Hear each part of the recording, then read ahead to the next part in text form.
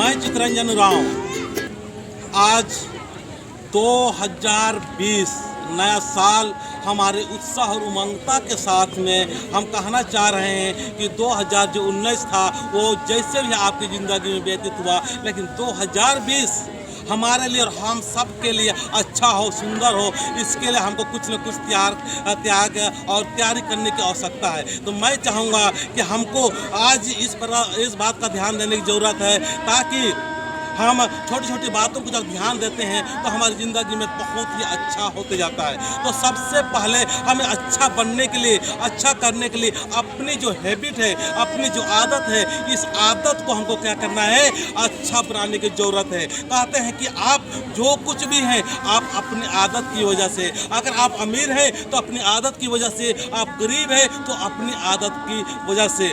इसलिए सफलता प्राप्त करने के लिए आज से आप अपनी आदत के ऊपर गौर कीजिए, ध्यान दीजिए, और ध्यान देते हुए आप अपनी आदत के ऊपर ध्यान दीजिए और कहिए और सोचिए, विचार कीजिए कि मेरा ध्यान किस प्रकार का है, मेरा आदत किस प्रकार का है।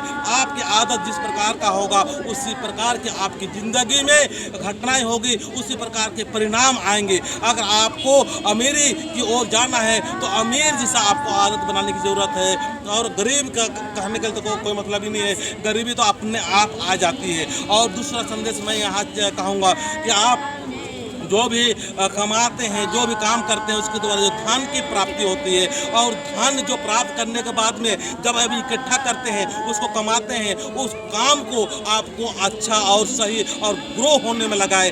गरीब होने की तरफ खर्च ना करें। आज खर्च करने के लिए भी हमको जानने की ज़रूरत है, कहाँ किस प्रकार का हमको खर्च करने की आवश्यकता है। हम लोग खर्च करना नहीं जानते हैं, हम कमा के लाते हैं, खेतों में कमाते हैं और नौकरी चाकरी की वजह से कमाते हैं, लेकिन उसको खर्च करना हमको नहीं मालूम है। इसीलिए हम लोग क्या करते हैं, ग्रो नहीं होते हैं। आज हमको खर्च करने की तरीका सीखने की ज़रूरत है।